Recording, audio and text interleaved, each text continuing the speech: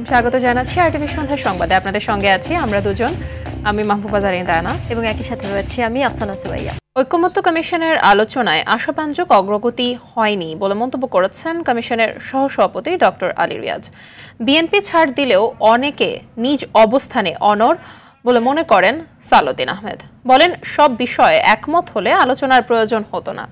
সাংবিধানিক প্রতিষ্ঠানের নিয়োগ কমিটি নিয়ে আলোচনায় ভিন্ন ভিন্ন মত দিয়েছে রাজনৈতিক দলগুলো। ফরেন সার্ভিস একাডেমিতে কমিশনের দ্বিতীয় পর্যায়ের বৈঠকে এসব কথা বলেন তারা। শাকিবুর রহমানের রিপোর্টে বিস্তারিত। ঐকমত্য কমিশনের সঙ্গে দ্বিতীয় ধাপের সপ্তম দিনের বৈঠকে রাজধানীর ফরেন সার্ভিস একাডেমিতে যোগ দেন বিএনপি, জামায়াত, এনসিপি সহ অন্যান্য রাজনৈতিক দলের প্রতিনিধিরা। সাংবিধানিক ও সংবিধিবদ্ধ প্রতিষ্ঠানের নিয়োগ কমিটি, দ্বিকক্ষ বিশিষ্ট পার্লামেন্ট, উচ্চকক্ষের নির্বাচন প্রক্রিয়া ও উচ্চকক্ষের দায়িত্ব ও ভূমিকা নিয়ে আলোচনা হয়। আগের দিনের বৈঠকে এই বিষয়ে ঐক্যমত্য না হওয়ায় এদিন নতুন কোনো বিষয় আলোচনায় যুক্ত হয়নি। আপনারাই আসলে জনগণের এক বিরাট অংশকে প্রতিনিধিত্ব করেন। সাংবিধানিক ও সংবিধিবদ্ধ প্রতিষ্ঠান নিয়োগ কমিটি, দ্বিকক্ষ বিশিষ্ট পার্লামেন্ট নিয়ে ভিন্ন মত দেয় রাজনৈতিক দলের নেতারা। আমরা আশা করি এটা জাতির স্বার্থে, স্মুথনেস সাথে, গভর্নমেন্টের সাথে, নিরপেক্ষর সাথে সকল স্টেক হোল্ডাররা এটা মেনে নেবেন, কারণ না হলে আবার আমরা স্বৈরাচারের দিকে যেতে পারি। জনগণের প্রত্যাশার জায়গাকে বুঝে এবং বাংলাদেশে যাতে আর কখনো কোনোভাবেই কোনো স্বৈরতান্ত্রিক, কোনোভাবেই কোনো ফেসিবাদী শাসন কাঠামো বাংলাদেশে প্রতিষ্ঠিত হতে না পারে, সে কারণে মৌলিক সংস্কারের প্রশ্নে তারা যেন একাত্ম হন, এই আহ্বান আমরা রাখতে চাই। জুলাই সনদের জন্য সবচেয়ে বেশি আন্তরিক ছিল বিএনপি। এ কথা উল্লেখ করে সালাউদ্দিন আহমেদ বলেন, সব বিষয়ে একমত হলে আলোচনার প্রয়োজন হতো না। জুলাই সনদ বলি বা জাতীয় সনদ বলি, এই বিষয়ে স্বাক্ষরিত হওয়ার জন্য সবচেয়ে বেশি আন্তরিকতা আমরা প্রদর্শন করেছি। আমরা জাতীয় মূলনীতির ক্ষেত্রে আমরা আমাদের অবস্থান জানিয়েছি আমরা কি বিষয়ে একমত। আমরা 70 অনুচ্ছেদের ব্যাপারে আমাদের পজিশন জানিয়ে আমরা সেখানে একমত হয়েছি এবং সেটা জাতীয় সনদে অন্তর্ভুক্ত হবে, সবাই সেটা একমত হয়েছে। কোনো ব্যক্তি 10 বছরের বেশি প্রধানমন্ত্রী আসনে বহাল থাকবেন না, সেই বিষয়ে আমরা একমত হয়েছি। রাষ্ট্রপতির নির্বাচন ক্ষেত্রে আমরা গোপন ব্যালটের মাধ্যমে স্বাধীনভাবে এমপিরা ভোট দিতে পারবে, সেই বিষয়ে একমত হয়েছি। সূচনা বক্তব্যে কমিশন সহসভাপতি ডক্টর আলী রিয়াজ আলোচনার অগ্রগতি নিয়ে হতাশা প্রকাশ করেন। সেই রক্তের উপর পাড়া দিয়ে, সেই রক্তের স্রোতের মধ্য দিয়ে আমরা এখানে এসেছি। আমরা সকলেই এখানে এসেছি, প্রত্যেকে যে যেখানে ছিলাম, যেভাবে ছিলাম, আমাদের সংগ্রামের জায়গাটা ছিল যে আমরা সকলে একত্র হয়েই সংগ্রাম করব। গত 7 দিন ধরে আমরা আলোচনা করেছি, বিভিন্ন বিষয়ে অগ্রগতি হলেও সত্যি কথা হচ্ছে যে আশাব্যঞ্জক অগ্রগতি ক্ষেত্রে আমরা খানিকটা পিছিয়ে আছি। সংবিধান ও সংবিধিবদ্ধ নিয়োগ কমিটি নিয়ে যারা এখনো একমত না, তারা পুনর্বিবেচনা করবে বলে আশা করেন আলী রিয়াজ। যে সমস্ত দল এখন পর্যন্ত এই ধরনের প্রস্তাবে সম্মত হচ্ছে না, আমরা কমিশনের পক্ষ থেকে তাদেরকে অনুরোধ করেছি যে এখন তারা পুনর্বিবেচনা করতে পারেন কিনা। দ্রুত রাজনৈতিক দলগুলোর ঐক্যমত্য পৌঁছানোর মাধ্যমে জুলাই মাসে জুলাই সনদ তৈরিতে ভূমিকা রাখবে বলে আশা ঐক্যমত্য কমিশনের। শাকিবুর রহমান, আরটিভি, ঢাকা। জুলাই ঘোষণাপত্র প্রকাশে সরকার ব্যর্থ হয়েছে অভিযোগ করে আসছে 3 আগস্ট কেন্দ্রীয় শহীদ মিনারে জুলাইয়ের ইশতেহার ও ঘোষণাপত্র পাঠের হুঁশিয়ারি দেন জাতীয় নাগরিক পার্টি এনসিপির আহ্বায়ক নাহিদ ইসলাম। সকালে বাংলা মোটরে দলের কেন্দ্রীয় কার্যালয়ের সংবাদ সম্মেলনে তিনি এই হুঁশিয়ারি দেন। একই সঙ্গে 5 আগস্টকে ছাত্র জনতার মুক্তি দিবস পালন করার কথা জানান নাহিদ। দেখুন অরণ্য গফুরের রিপোর্ট। জুলাই বিপ্লবের 1 বছর পূর্তি উপলক্ষে মাসব্যাপী কর্মসূচি জানাতে কেন্দ্রীয় কার্যালয় সংবাদ সম্মেলনের আয়োজন করে জাতীয় নাগরিক পার্টি। শহীদ আবু সাইদের কবর জিয়ারতের মধ্য দিয়ে আন্দোলনের সূচনার দিন 1 জুলাই থেকে কর্মসূচি শুরু বলে জানান এনসিপির আহ্বায়ক। 1 জুলাই থেকে 30 জুলাই দেশ গড়তে জুলাই পদযাত্রা, এর মধ্যে 16 জুলাই বৈষম্যবিরোধী শহীদ দিবস পালিত হবে। 3রা আগস্ট শহীদ মিনারে ছাত্র জনতার জুলাই ঘোষণাপত্র ও ইশতেহার পাঠ। 5 আগস্ট ছাত্র জনতার মুক্তি দিবস উদযাপন। 16 জুলাই দেশবাসীকে বৈষম্য বিরোধী শহীদ দিবস পালনের আহ্বান তার। শহীদ আবু সাইদ তার শহীদ হওয়ার মধ্য দিয়েই আমাদের যে জুলাই গণ অভ্যুত্থান শহীদের যে মিছিল, সেই মিছিলটি আসলে শুরু হয়েছে। ফলে সেই দিনকে আমরা বৈষম্য বিরোধী শহীদ দিবস হিসেবে পালন করব। সরকারের ব্যর্থতা যাতে জুলাই হারিয়ে না যায় সেজন্য শেখ হাসিনার পদত্যাগে এক দফা ঘোষণার ৩রা আগস্টে নিজেই জুলাই বিপ্লবের ঘোষণাপত্র দেবেন নাহিদ ইসলাম। সরকারের প্রতিশ্রুতি দেয়, সেই প্রতিশ্রুতি সরকার রক্ষা করতে পারেনি। সারা বাংলাদেশের মানুষের আকাঙ্ক্ষা, তাদের প্রত্যাশা শুনে তাদেরকে সাথে নিয়ে আমরা ৩রা আগস্ট শহীদ মিনারে ছাত্র জনতার জুলাই ঘোষণাপত্র এবং ইস্তেহার পাঠ করব। ৮ই আগস্ট নতুন বাংলাদেশ দিবস পালনের সিদ্ধান্ত থেকে সরকারকে সরে আসার আহ্বানও জানায় এনসিপি। সরকারের উচিত সেটা পুনর্বিবেচনা করা। অরণ্য গফুর, RTV, ঢাকা। আনুপাতিক পদ্ধতির নামে নির্বাচন পেছাতে মাঠে নেমেছে একটি পক্ষ, এমন অভিযোগ করেছেন বিএনপির স্থায়ী কমিটির সদস্য মির্জা আব্বাস। নির্বাচন বাধাগ্রস্ত না করে দেশের স্বার্থে সবাইকে আবারও ঐক্যবদ্ধ হওয়ার আহ্বান জানান তিনি। দলটির সিনিয়র যুগ্ম মহাসচিব রুহুল কবির রিজভী বলেছেন, ফ্যাসিবাদের দোসররা অপকর্ম ঘটিয়ে বিএনপির ওপর দায় চাপানোর চেষ্টায় লিপ্ত। কুমিল্লার ঘটনা তার প্রমাণ বলেও জানান তিনি। বিস্তারিত জানাচ্ছেন মাইদুর রহমান রুবেল। রাজধানীর কাকরাইলে রমনা থানা বিএনপির নতুন সদস্য সংগ্রহ ও নবায়ন কার্যক্রমে অংশ নিয়ে বিএনপির স্থায়ী কমিটির সদস্য মির্জা আব্বাস বলেন, বিতাড়িত আওয়ামী লীগের দোসরদের ঠাঁই নেই বিএনপিতে। বলেন, প্রয়োজনে দলের নতুন সদস্য নেওয়া হবে না, তারপরও খারাপ মানুষদের নেওয়া যাবে না দলে। অন্য দলের লোক চাঁদাবাজি করে বিএনপির উপর দায় চাপাচ্ছে বলেও অভিযোগ করেন। কোথাও চাঁদাবাজি হলে প্রতিরোধ করতে নেতাকর্মীদের নির্দেশ দেন তিনি। পিআর সিস্টেম বা স্থানীয় নির্বাচনের নামে জনগণকে বিভ্রান্ত না করার আহ্বান জানান আব্বাস। আপনারা এই সমস্ত কথাবার্তা বলে দেশবাসীকে বিভ্রান্ত করবেন না। পিআর সিস্টেম না হলে নির্বাচন হতে দেওয়া হবে না, স্থানীয় সরকার আগে না হলে নির্বাচন দেওয়া হবে না, বিচার না হলে আগে নির্বাচন হতে দেওয়া হবে না। আরে ভাই, আপনাদের শুধু না বলার জন্য বলা হয়েছে নাকি? আর আমরা বিএনপি যদি বলি হবে হবে এবং হবে, হতেই হবে। এদিকে নয়াপল্টনে দলের কেন্দ্রীয় কার্যালয়ে সংবাদ সম্মেলনে রুহুল কবির রিজভী বলেন, ভোট, নির্বাচন কিংবা ক্ষমতায় যাওয়ার মধ্যেই সীমাবদ্ধ ছিল না জুলাই গণ অভ্যুত্থান। বলেন, বাংলাদেশের সরকার কিংবা জনগণকে স্থিতিশীল রাখতে দিতে চায় না পতিত স্বৈরাচারী সরকার। ঘটনা তো এইটা একটা না যে হঠাৎ করে হয়েছে, ওরা তো একটা নেটওয়ার্ক গড়ে তোলার চেষ্টা করছে এবং এই নেটওয়ার্ক ভাঙার দায়িত্ব হচ্ছে অন্তর্বর্তীকালীন সরকারের। প্রশাসনের মধ্যে নানা জায়গায় দোষররা আছে, আপনারা দোষরদেরকে গ্রেফতার করুন, আইনের আওতায় নিয়ে আসুন, নিয়ে এসে তাদের বিচার করুন। কিন্তু সেটা না করার কারণে, সেটা ধীরগতি হওয়ার কারণে আজকে তারা সাহস পাচ্ছে এবং এই ধরনের একটা জঘন্য অপকর্মে তারা মেতে উঠেছে। এদিকে গুলশানে বিএনপি মহাসচিব মির্জা ফখরুল ইসলাম আলমগীরের সাথে সৌজন্য সাক্ষাৎ করেছেন বাংলাদেশে নিযুক্ত Canadian high commissioner Ajit Singh. কর্মসংস্থান, শিক্ষা, স্বাস্থ্য খাতে সহযোগিতার বিষয়ে আলাপ হয়েছে বলে জানিয়েছেন আমির খসরু মাহমুদ চৌধুরী। আগামী নির্বাচনে সুবিধা নিতে কিছু রাজনৈতিক দল বিভিন্ন ধরনের ইস্যু তৈরির চেষ্টা করছে বলেও জানান তিনি। নির্বাচনের প্রস্তুতি, সরকারের পক্ষ থেকে প্রস্তুতি, রাজনৈতিক দলগুলোর প্রস্তুতি, বিএনপির প্রস্তুতি, এগুলো নিয়ে আলোচনা হয়েছে। বাংলাদেশ কানাডার সম্পর্ক কি হবে, কোথায় কোথায় আমরা কাজ করার সুযোগ থাকবে যদি জনগণ বিএনপিকে নির্বাচিত করে থাকে। মত দ্বিমত থাকলেও দেশের মানুষ ফেব্রুয়ারিতে নির্বাচনের প্রস্তুতি নিচ্ছে বলেও জানান বিএনপির এই নেতা। High commissioner Maidur Rahman Rubel, RTV, Dhaka. Fascist আমলে শুধু ভিন্ন মতের রাজনীতি করায় গুম ও খুন হতে হয় রাজধানীর খিলগাঁও থানা ছাত্রদলের সাবেক সাধারণ সম্পাদক নুরুজ্জামান জনিকে। হত্যার বিচার চাইতে গেলে তার অন্তঃসত্ত্বা স্ত্রীকেও নির্যাতন করা হয়। আন্তর্জাতিক অপরাধ ট্রাইব্যুনালে জনিকে গুম ও খুনের দায়ে সাবেক সংসদ সদস্য সাবের হোসেন চৌধুরী ও সাবেক ডিএমপি কমিশনার আসাদুজ্জামান মিয়া সহ ৬২ জনের বিরুদ্ধে মামলা করেছে বিএনপি। আরও জানাচ্ছেন GM মাহমুদ। 2015 সালের 17 জানুয়ারি নিজ বাসা থেকে ডিবি পরিচয়ে তুলে নিয়ে যাওয়া হয় রাজধানীর খিলগাঁও থানা ছাত্রদলের সাবেক সাধারণ সম্পাদক নুরুজ্জামান জনিকে। দুদিন গুম করে রাখার পর ক্রসফায়ারে হত্যা করা হয় তাকে।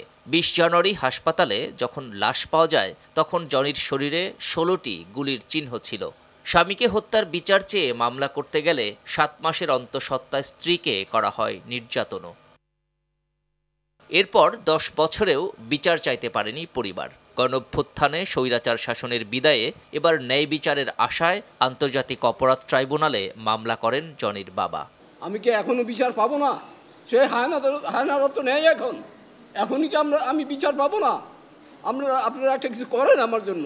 বিএনপির রাজনীতি করার কারণেই জনিকে গুম ও হত্যা করা হয় বলে জানান দলটির জাতীয় নির্বাহী কমিটির সদস্য মোহাম্মদ সালাউদ্দিন খান। তৎকালীন ডিএমপির কমিশনার আসাদুজ্জামান মিয়া এবং ওই খিলগাঁও জোনের উপকমিশনার যিনি পরবর্তীতে অতিরিক্ত আইজিপি হয়েছিলেন কৃষ্ণপদ পাল রায়, এইনারা দুইজন মিলে এবং অন্যান্য আসামিরা টোটাল ৬২ জন আসামি সম্মিলিতভাবে অংশগ্রহণ করে একে একে তার শরীরে ১৬টি গুলি করে নির্মমভাবে তাকে হত্যা করা হয়। এদিকে ৫ আগস্ট চানখারপুলে ৬ জনকে হত্যা মামলায় ট্রাইব্যুনালে আনুষ্ঠানিক অভিযোগ গঠনের উপর রাষ্ট্রপক্ষের শুনানি শেষ হয়েছে। আসামি পক্ষের শুনানি শুরু হবে ৩ জুলাই। আজকে চার্জ হিয়ারিং শুরু হলো। চার্জ যদি তাদের বিরুদ্ধে অনারেবল ট্রাইব্যুনাল ফ্রেম করেন তখন বিচার। জুলাই আগস্ট গণহত্যায় মানবতা বিরোধী অপরাধে করা মামলাগুলোর মধ্যে এটিরই প্রথম রাষ্ট্রপক্ষের শুনানি শেষ হলো। যথেষ্ট উপাদান আছে, আমাদের কাছে আছে সাক্ষীদের সরাসরি যারা ঘটনা দেখেছেন তাদের জবানবন্দি আছে। GM Mahmud, RTV, Dhaka. প্রাথমিক তদন্তে তথ্য প্রমাণ না থাকলে হত্যা মামলার আসামিকে আদালত মুক্তি দিতে পারবে বলে জানিয়েছেন আইন উপদেষ্টা আসিফ নজরুল। রাজধানীর ফরেন সার্ভিস একাডেমিতে উপদেষ্টা পরিষদের বৈঠকের সিদ্ধান্ত জানাতে আয়োজিত প্রেস ব্রিফিংয়ে তিনি এই তথ্য জানান। তিনি বলেন, মামলা বাণিজ্য এবং ভুয়া মামলা থেকে পরিত্রাণ পেতে ফৌজদারি দণ্ডবিধিতে নতুন সংশোধন যুক্ত করার সিদ্ধান্ত নিয়েছে উপদেষ্টা পরিষদ। খান আলমিনের রিপোর্টে বিস্তারিত। তেজগাঁওয়ে প্রধান উপদেষ্টার কার্যালয়ে অধ্যাপক ডক্টর মোহাম্মদ ইউনুসের সভাপতিত্বে উপদেষ্টা পরিষদের বৈঠক অনুষ্ঠিত হয়। ফরেন সার্ভিস একাডেমিতে বৈঠকের বিস্তারিত তুলে ধরেন আইন উপদেষ্টা অধ্যাপক ডক্টর আসিফ নজরুল। বলেন, প্রাথমিক তদন্তে হত্যা মামলার কোনো আসামির বিরুদ্ধে প্রমাণ না মিললে আদালত সেই আসামিকে অব্যাহতি দিতে পারবেন। পরবর্তীতে প্রমাণ পাওয়া গেলে পুনরায় তাকে অভিযুক্ত করা যাবে। ম্যাজিস্ট্রেটের কাছে যদি মনে হয় যে এই মামলার মধ্যে ১০০ জন লোককে আসামি করা হয়েছে, তার মধ্যে ৯০ জনের ব্যাপারে কোনো অভিযোগই আসলে নাই, কোনো ৯০ জনের বিষয়ে কোনো সাক্ষী নাই, কোনো এভিডেন্স নাই, কোনো ইনসাফিসিয়েন্ট এভিডেন্স, যা এভিডেন্স আছে সেটা ধর্তব্যের মধ্যে না, তাহলে উনি সাথে সাথে প্রি ট্রায়াল স্টেজেই ওই মামলা থেকে ওই আসামিদেরকে যাদের বিষয় বা যাদের বিরুদ্ধে কোনো সাবস্ট্যান্টিভ বা সাফিসিয়েন্ট এভিডেন্স নাই তাদেরকে ওই মামলা থেকে মুক্ত করে দিতে পারবেন। ঢাকায় ৩ বছরের জন্য মানবাধিকার কার্যালয় হবে জানিয়ে আসিফ নজরুল আরও বলেন, উপদেষ্টা পরিষদের বৈঠকে এ বিষয়ে সমঝোতা স্মারক অনুমোদন হয়েছে। আশা করি আমরা দ্রুততম সময়ের মধ্যে MOUটা সাইন করতে পারবো এবং এটার ভিত্তিতে বাংলাদেশে জাতিসংঘের মানবাধিকার বিষয়ক একটা অফিস হবে। এটা অফিসটা হবে প্রাথমিকভাবে ৩ বছরের জন্য। এই 3 বছরের মধ্যে দ্বিতীয় বছরে যদি দুই পক্ষ মনে করে রিনিউ হওয়া দরকার তাহলে সেটা বিবেচনা করে দেখতে পারবে। এছাড়া উপদেষ্টা পরিষদ প্রতি বছর 16 জুলাই জুলাই শহীদ দিবস এবং 5 আগস্ট জুলাই গণ অভ্যুত্থান দিবস উদযাপনের সিদ্ধান্ত নিয়েছে। সমালোচনার মুখে 8 আগস্ট নতুন বাংলাদেশ দিবস উদযাপনের সিদ্ধান্ত থেকে সরে এসেছে সরকার। খান আলামিন, RTV, ঢাকা। কারাগারে বেশ আরামায়েশি সময় কাটাচ্ছেন জুলাই আগস্টের মামলায় বন্দীরা। ভালো খাবার আছে, আরামদায়ক থাকার ব্যবস্থা রয়েছে, কাজের লোকও। তবে এসব অভিযোগ অস্বীকার করে কারা মহাপরিদর্শক বলেন, ডিভিশনের বাইরে অতিরিক্ত কোনো সুযোগ সুবিধা পাচ্ছে না ভিআইপিরা। এদিকে জুলাই আন্দোলনের সময় কারাগার থেকে পালানো 700-র বেশি আসামিকে আটক করতে পারেনি পুলিশ। ফলে আগামী নির্বাচনে ভয়াবহ পরিবেশ সৃষ্টির আশঙ্কা দেখছেন মানবাধিকার কর্মী এলিনা খান। কারাগার নিয়ে দীপন দেওয়ানের ধারাবাহিক প্রতিবেদনে আজ দেখুন দ্বিতীয় পর্ব। ফ্যাসিস্ট শেখ হাসিনার পালিয়ে যাওয়ার পর দেশে থাকা তার দোসরদের বিরুদ্ধে একের পর এক মামলা হতে থাকে। হত্যা, অর্থ আত্মসাৎ, পাচার সহ বিভিন্ন মামলায় দেশের বিভিন্ন কারাগারে ভিআইপি বন্দী রয়েছেন মোট 153 জন। মানবাধিকার কর্মী এলিনা খান অভিযোগ করে বলেন, ভিআইপি বন্দীরা টাকার বিনিময়ে নিচ্ছেন বাড়তি সুবিধা। কারাগারের বন্দীদের জন্য রান্না করা খাবার খান না, সেবার জন্য মিলছে অতিরিক্ত কাজের লোক। তবে এসব অভিযোগের সাথে একমত নন কারা মহাপরিদর্শক। জেলখানায় কিন্তু প্রচুর পরিমাণ টাকার লেনদেন হয়, বাইরে থেকে খাবার। এই যে এখন রাজনীতিবিদরা যারা আছেন তারা কিন্তু কেউ এখানকার খাওয়া খাচ্ছে না, সব বাড়ির খাবার খাচ্ছে বা হোটেল বড় বড় রেস্টুরেন্টের খাবার খাচ্ছে, এগুলা খাচ্ছে, এবং তারা কিন্তু এদের মাধ্যমেই খাচ্ছে। বিলাসী জীবনযাপন এখানে আসলে ওই সুযোগটা নেই প্রবাবলি বর্তমান সময়ে। আমি আপনাদেরকে একটু বলতে পারি যে তাদের জন্য যে ডিভিশন প্রাপ্ত যদি উনি হন, ওই ডিভিশনের যে প্রাপ্যতা আছে ওই অনুসারে ওনারা খাবার দাবার থেকে অন্যান্য সুযোগ সুবিধা পান। কারাগারে যে নিয়মকানুন আছে সেটা যদি ফলো না করেন তাদেরকে আমরা শাস্তির আওতায়ও আনছি এবং এই ক্ষেত্রে বেশ কয়েকজনকে আমাদের যেমন ডিভিশন ক্যান্সেল করেছি আমরা। এদিকে ছাত্র জনতার আন্দোলনের সময় কারাগার থেকে পালানো সন্ত্রাসী জঙ্গি সহ 700-র বেশি অপরাধীর হদিস মেলেনি এখনো। তাদের চিহ্নিত করে আইনের আওতায় আনতে বন্দির ছবি সহ নাম ও ঠিকানা সবকটি বিমানবন্দর ও সীমান্ত এলাকায় পাঠানো হয়েছে। যারা আসলে সন্ত্রাসীরা বের হয়ে গেছে, সামনে ইলেকশন যদি আসে সেই ইলেকশনে কিন্তু এরাই ভয়াবহ আকার ধারণ করবে। সুতরাং এদেরকে যদি এখনই না অ্যারেস্ট করে, ইচ্ছাটা হচ্ছে আসল কথা, ইচ্ছাটা স্বরাষ্ট্র মন্ত্রণালয় কঠোরভাবে এটার ব্যবস্থা গ্রহণ করা উচিত।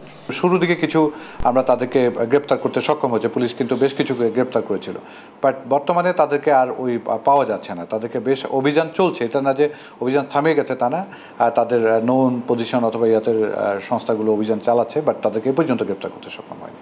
পালিয়ে যাওয়া এসব আসামিদের ধরতে বিভিন্ন বাহিনীর সমন্বয়ে অভিযান চলছে বলেও জানান কারা মহাপরিদর্শক। প্রতিনিয়ত প্রচেষ্টা অব্যাহত রয়েছে। দীপন দাওয়ান, RTV, ঢাকা।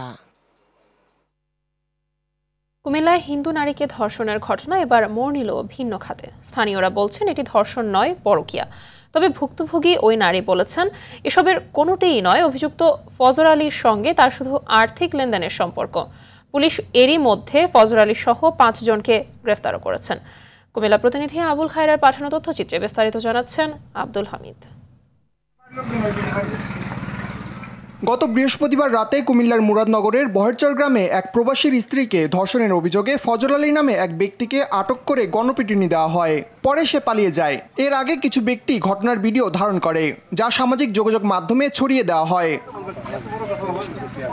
বিবস্ত্র ওই হিন্দু নারীর ভিডিও ছড়িয়ে পড়ার পর তা নিয়ে সব জায়গায় সমালোচনা শুরু হয়। অভিযুক্ত ফজর আলীকে ঢাকার সায়দাবাদ থেকে গ্রেফতার করে পুলিশ। উপজেলার বিভিন্ন এলাকা থেকে এ ঘটনার সঙ্গে জড়িত বহেরচর গ্রামের সুমন, রমজান, আরিফ ও অনিককেও গ্রেফতার করা হয়। তবে ঘটনার মোড় ঘুরিয়ে দেয় ভুক্তভোগী নারী নিজেই। এই ঘটনায় করা মামলা প্রত্যাহারের কথা জানান তিনি। আমি মামলা করছি, আমি আবার উড়াইলাম না, কেউ গ্রামের লোক বুঝতে পারি না, বা আমার স্বামীর সাথে আমি বুঝতে পারি না। কিন্তু স্বামী এইসব শুনে দেখে আমার কাছে ফোন দেন, শুনে সম্পর্ক ছিল টাকা পয়সা নিয়ে কথা হয়েছে। তবে স্থানীয়রা বলছেন ফজর আলীর সঙ্গে ওই নারীর পরকীয়া সম্পর্ক ছিল।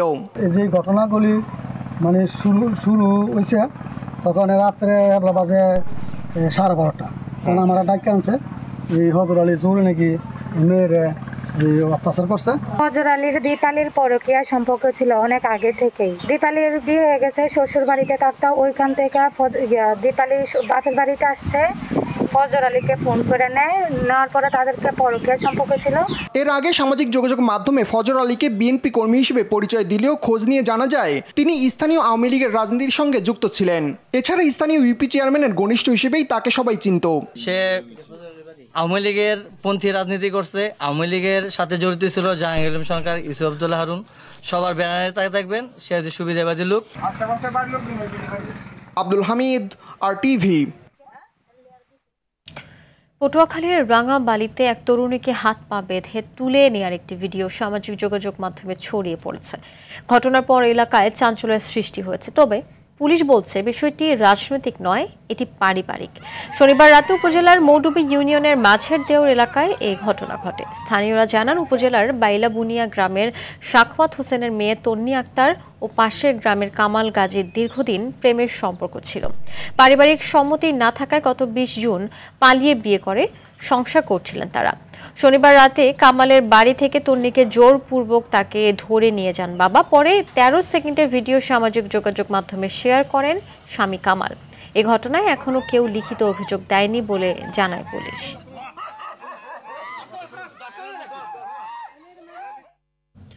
রাজধানীর ফকিরাপুলে গোয়েন্দা পুলিশকে লক্ষ্য করে গুলি চালানোর ঘটনায় 2 সহযোগী সহ শীর্ষ সন্ত্রাসী বাপ্পিকে গ্রেপ্তার করেছে ঢাকা মহানগর গোয়েন্দা পুলিশ।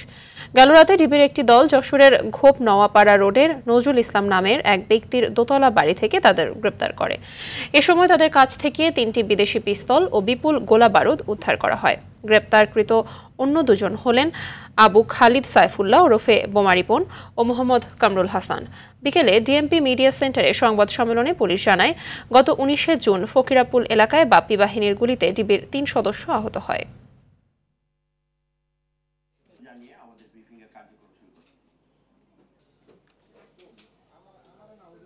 বাপ্পি ভিতরে গ্যাস সিলিন্ডারের গ্যাস ছেড়ে দিয়ে ঘরের মধ্যে গ্যাস যুক্ত করে পুলিশকে ভয় ভীতি প্রদর্শন করতে থাকে যে যদি পুলিশ অপারেশন পরিচালনা করে তাহলে তিনি আগুন জ্বালিয়ে দিয়ে ভিতরে শিশু বাচ্চা এবং নারী যারা আছে তাদেরকে নির্মমভাবে হত্যা করবে মর্মে তিনি হুমকি ধামকি দিতে থাকেন। প্রায় 3 ঘন্টা অপারেশন পরিচালনা করার পর আমরা তাকে ভিতর থেকে বের করে এনে গ্রেপ্তার করতে সক্ষম হই।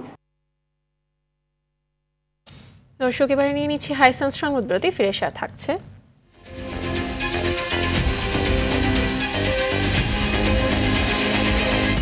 কমপ্লিট শাটডাউনে এনবিআর এর কর্মকর্তা কর্মচারীরা আন্দোলন ছেড়ে কাজে ফিরতে কঠোর বার্তা সরকারের।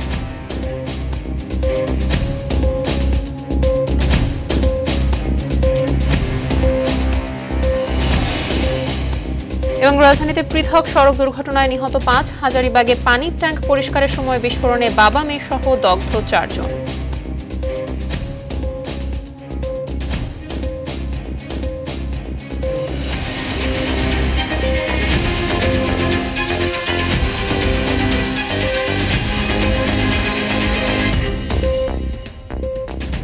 সন্ধ্যা সংবাদ দেখছেন আরটিভিতে, আপনাদের সঙ্গে আছি আমি মাহবুবা জারিন রানা এবং আমি আফসানা সুরাইয়া।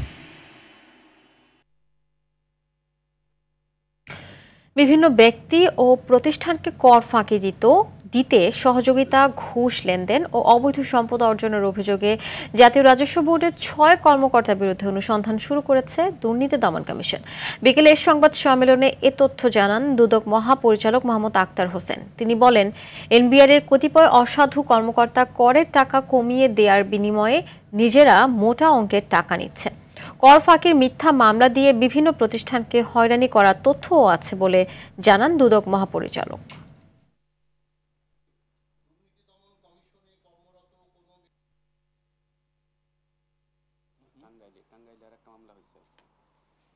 অজ্ঞাত আয় বহির্ভূত সম্পদ অর্জনের প্রেক্ষিতে আমাদের কাছে যে অভিযোগটা এসেছে তার প্রেক্ষিতে এই অনুসন্ধানের সিদ্ধান্ত গৃহীত হয়েছে। এর সাথে ওই যে আন্দোলনের কোনো সম্পর্ক নেই।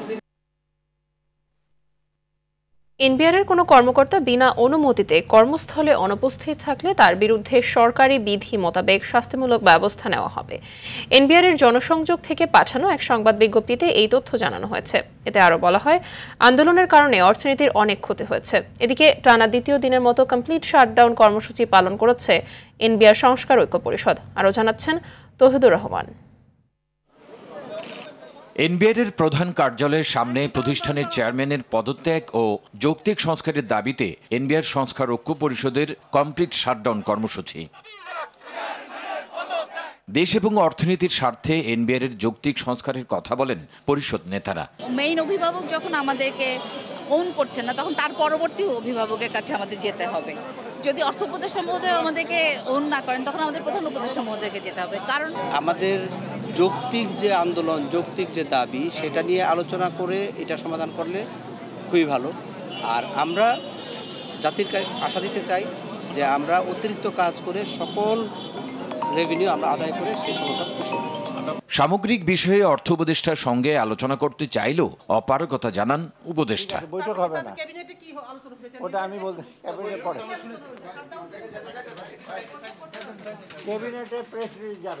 গণমাধ্যমে পাঠানো বিজ্ঞপ্তিতে জানানো হয়, আন্দোলনের কারণে মাঠ পর্যায়ে সেবা পাচ্ছেন না সেবা গ্রহীতারা।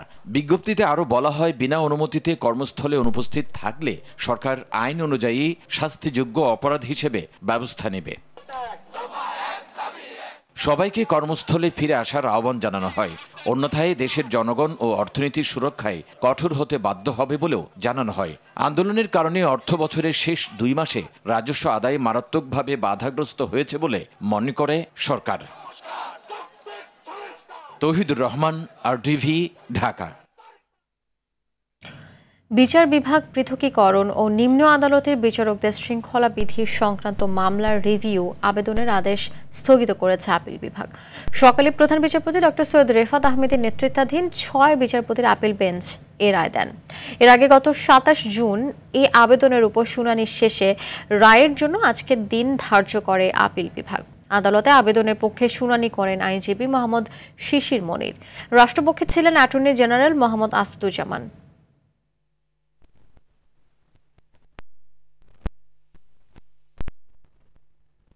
ঐতিহাসিক জুলাই অভ্যুত্থান উপলক্ষে মাসব্যাপী নানা কর্মসূচি হাতে নিয়েছে বাংলাদেশ রিপাবলিক পার্টি বিআরপি। দেশের ইতিহাসে এই অভ্যুত্থানের বীরত্বগাথা স্মরণ করতে মশাল মিছিল, জুলাই অভ্যুত্থানে ভূমিকা রাখা সাংবাদিকদের সম্মাননা, ক্ষতিগ্রস্ত পরিবারকে সহায়তা দেয়া, দেয়াল লিখন ও গ্রাফিতি আঁকা সহ নানা কর্মসূচি পালন করার কথা জানায় দলটি। দুপুরে জাতীয় প্রেসক্লাবে সংবাদ সম্মেলনে এসব কথা জানানো হয়। দ্রুততম সময়ে জুলাই গণহত্যায় জড়িতদের বিচার শেষ করার দাবিও তাদের।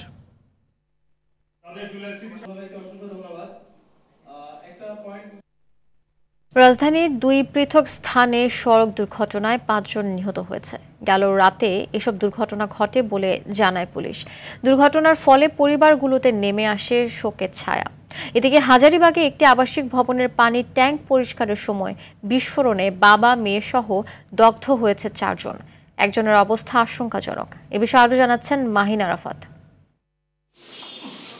শনিবার দিবাগত রাত আনুমানিক 3টার দিকে আজমপুর মোড়ে সড়কে দাঁড়িয়ে থাকা 3 জন পথচারীর উপর একটি ট্রাক উঠে যায়। এতে ঘটনাস্থলেই 2 জনের মৃত্যু হয়। আহত অবস্থায় আরেকজনকে হাসপাতালে নেওয়ার পথে মৃত্যু হয় তার। আরেকজন কুয়েত মুক্তি হাসপাতাল, পরে হ্যাঁ ও মারা গেছে, আমরা ওইখানে থেকে খবর পাই। পরিবারের 3 সদস্যকে হারিয়ে পাগল প্রায় স্বজনরা। বড় ভাই যখন মারা গেছে, ওই ওনারে দেখতে ওনার 2 ভাগ্নে সহ উনি রওনা করছে।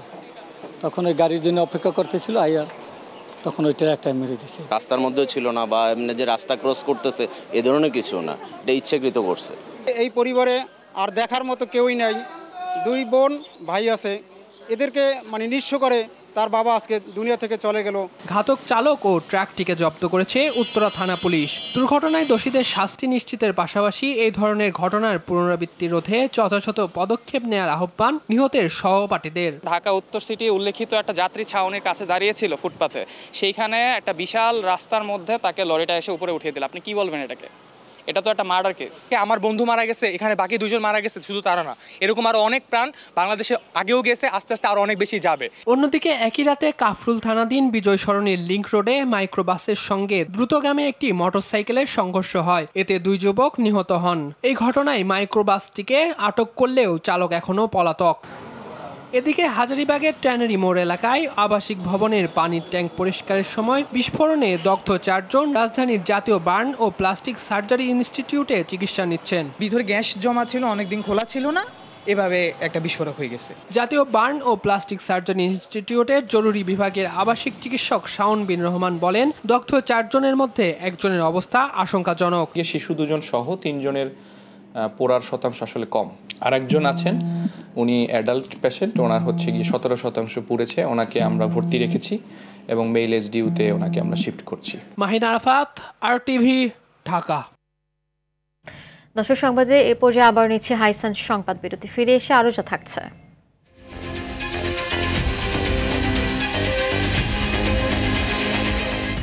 পাকিস্তানে আত্মঘাতী বোমা হামলায় 13 সেনা নিহতের জন্য ভারতকে দায়ী করছে ইসলামাবাদ। অভিযোগ ভিত্তিহীন বলছে ভারত।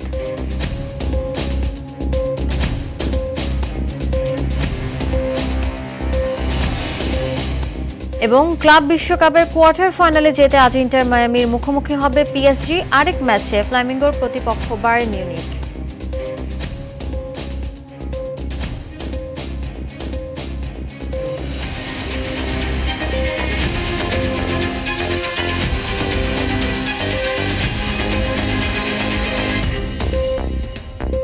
দর্শক, সন্ধ্যা সংবাদ দেখছেন আরটিভিতে। আপনাদের সঙ্গে রয়েছে আমি আফসানা সুরাইয়া এবং আমি Mahbuba Zarin Diana. National Life Insurance আন্তর্জাতিক সংবাদ। ইরান ও ইসরায়েলের মধ্যে সংঘাত চলাকালীন তেহরানের এভিন কারাগারে হামলা চালিয়ে 71 জনকে হত্যা করেছে ইসরায়েলের প্রতিরক্ষা বাহিনী আইডিএফ, নিশ্চিত করেছে ইরানের বিচার বিভাগের মুখপাত্র আসগর জাহাঙ্গীর। যুদ্ধবিরতির আগে গেল 23শে জুন কারাগারটিতে বিমান হামলা চালায় ইসরায়েলি বাহিনী। এতে সেখানে দায়িত্বে থাকা প্রশাসনিক কর্মকর্তাদের পাশাপাশি বন্দী ও কিছু সেনা সদস্য নিহত হয়। এছাড়াও নিহতের তালিকায় আছে বন্দীদের সঙ্গে দেখা করতে আসা কয়েকজন স্বজনও। ইরানের দাবি, সংঘাতের সময় দেশটির পারমাণবিক ও সামরিক স্থাপনার পাশাপাশি রাজনৈতিক কাঠামোর প্রতীকী প্রতিষ্ঠানগুলোকেও লক্ষ্যবস্তুতে পরিণত করে নেতানিয়াহু প্রশাসন।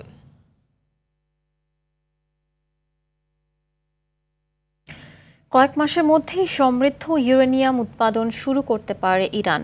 সংবাদ মাধ্যম সিবিএস নিউজকে দেয়া এক সাক্ষাৎকারে একথা জানিয়েছেন আন্তর্জাতিক পরমাণু শক্তি সংস্থার প্রধান রাফায়েল গ্রসি।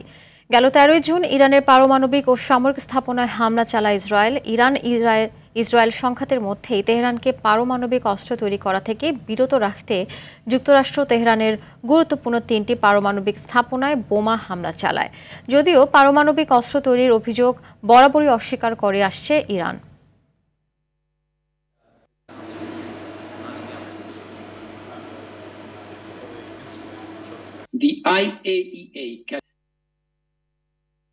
যুদ্ধবিরতি নিয়ে আলোচনার মধ্যেই ফিলিস্তিনের অবরুদ্ধ গাজা উপত্যকায় হত্যাযজ্ঞ চালাচ্ছে বর্বর ইসরায়েল। উপত্যকাটিতে অপুষ্টিতে অন্তত 66 শিশুর মৃত্যু হচ্ছে। এছাড়া গেল 24 ঘন্টায় করা বর্বরতম হামলায় নিহত হয়েছেন আরও 81 ফিলিস্তিনি। বোমা হামলায় আক্রান্ত হয়েছে গাজা সিটি, দেইর আল বালা, আল মাওয়াসি সহ বিভিন্ন এলাকা। গাজার স্বাস্থ্য মন্ত্রণালয় বলছে 2023 সালের 7 অক্টোবর থেকে ইসরায়েলি বাহিনীর চলমান হামলায় গাজায় নিহত হয়েছে 56,000-এর বেশি ফিলিস্তিনি, যার বেশিরভাগই নারী ও শিশু।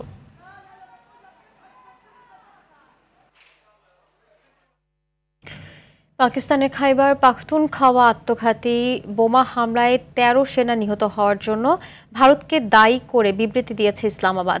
দেশটির জিও নিউজের তথ্য মতে পাকিস্তানের সেনাবাহিনীর অভিযোগ ভারতের পরিকল্পনা এবং পৃষ্ঠপোষকতায় সশস্ত্র গোষ্ঠী ফিতনা আল খারিজ গেল শনিবার এই আত্মঘাতী হামলা ঘটিয়েছে।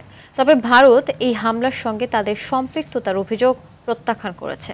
দেশটির পররাষ্ট্র মন্ত্রণালয় এক বিবৃতিতে জানায়, হামলার জন্য ভারতকে দোষারোপ করে পাকিস্তান সেনাবাহিনীর বক্তব্য ভিত্তিহীন। খেলার খবর। বরিশাল থেকে ক্রিকেটার উঠে না আসার পেছনে স্থানীয় সংগঠক ও বিসিবির উদাসীনতাকে দায়ী করলেন বোর্ড সভাপতি আমিনুল ইসলাম বুলবুল।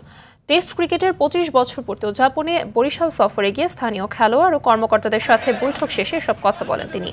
বিপিএলে বরিশালের সাফল্য থাকলেও স্থানীয় পর্যায়ে ক্রিকেটার উঠে না আসায় হতাশা প্রকাশ করেন বুলবুল। লিগ নিয়মিত না হওয়ায় ক্ষোভ প্রকাশ করেন বোর্ড সভাপতি। এ সময় তিনি ক্রিকেটারদের দাবি দেওয়া ও স্থানীয় সংগঠকদের কাছ থেকে স্থানীয় ক্রিকেটের খোঁজ খবর নেন। বরিশালের ক্রিকেট অবকাঠামো শক্তিশালী করতে পদক্ষেপ নেওয়ার কথা জানান আমিনুল ইসলাম বুলবুল।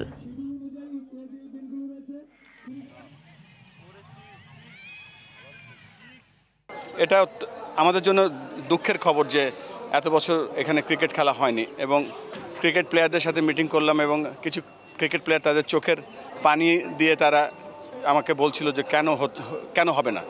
তো আমার প্রশ্ন কেন হয়নি, কেন এটা তদারকি করা হয়নি, বা কেন এই 10 বছরের লিগ হয়নি, মানে প্রায় 1,500 থেকে 2,000 ক্রিকেটারকে আমরা সুযোগ দিতে পারিনি। ইনশাল্লাহ এই ভুলটা আমরা আর করবো না। আমাদের যতটুকু ক্ষমতা আছে আমরা চেষ্টা করব বাংলাদেশ ক্রিকেট বোর্ডের পক্ষ থেকে, জেলা ক্রীড়া সংস্থার পক্ষ থেকে, যেন এখন থেকে রেগুলার অ্যাটলিস্ট খেলার সুযোগ পায়। দর্শক, সন্ধ্যার সংবাদ এ পর্যন্তই। রাতের সংবাদ 11:30টায় দেখার আমন্ত্রণ রইল। এতক্ষণ সাথে থাকার জন্য অসংখ্য ধন্যবাদ। ধন্যবাদ সবাইকে।